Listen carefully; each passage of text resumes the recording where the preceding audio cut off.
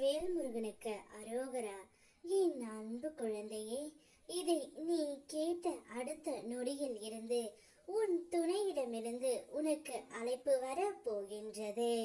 உன்னுடைய வாழ்க்கையை சந்தோஷமாக மாற்றும் பரம ரகசியத்தை தான் இப்பொழுது நான் உன்னிடம் கூற போகின்றேன் தங்கமே. இதை முழுமையாக கேள், உனக்கே புரியும். முருகனப்பா என்னுடைய பிரச்சனையை தீர்த்து வைப்பார்.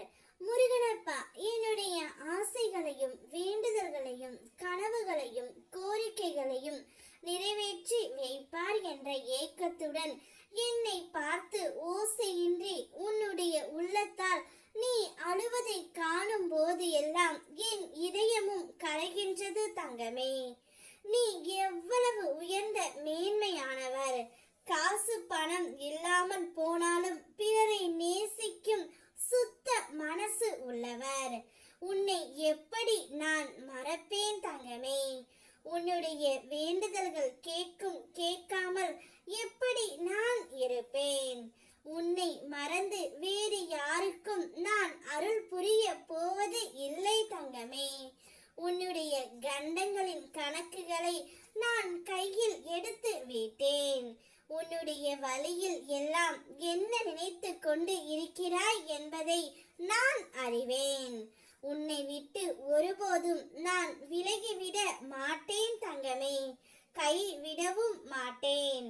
இனி எல்லாமே என்னுடைய பொறுப்பு தான். நீ தைரியமாக இரு தங்கமே. கவலையும் கஷ்டமும் மட்டுமே என்னை பாடாய் படுத்துகின்றது.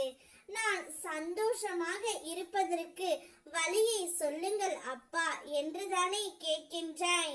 நீ கஷ்டப்படுவதற்கு காரணம் என்ன? யோசித்து பார். நீ பணம் இல்லாமல் கஷ்டப்படுகின்றாய். முக்கியமாக கடந்த காலத்தை நினைத்து கஷ்டப்பட்டு கொண்டு இருக்கின்றாய். கடந்த காலத்தை விட்டுவிடு தங்கமே.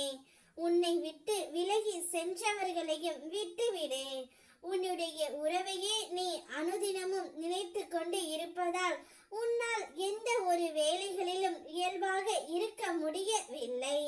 அதனால் அழுது கொண்டே இருக்கின்றாய். எப்படியாவது என் துணையிடமிருந்து ஒரு அழைப்பு வராதா என்று உன்னுடைய ஏக்கம் எனக்கு புரிகின்றது தங்கமே.